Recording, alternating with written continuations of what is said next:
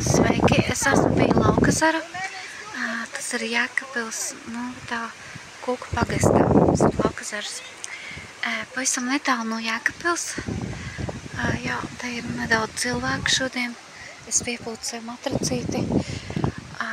Man ļoti patīk šis laiks. It kā es lasīju laikziņos, ka šodien ir tāda pēdējā ļoti siltā dieniņa.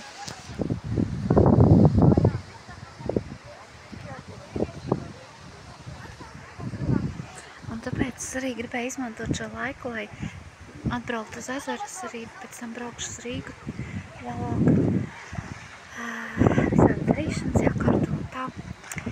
Un vakar es pabeidzu sāku vārīt ķiršus.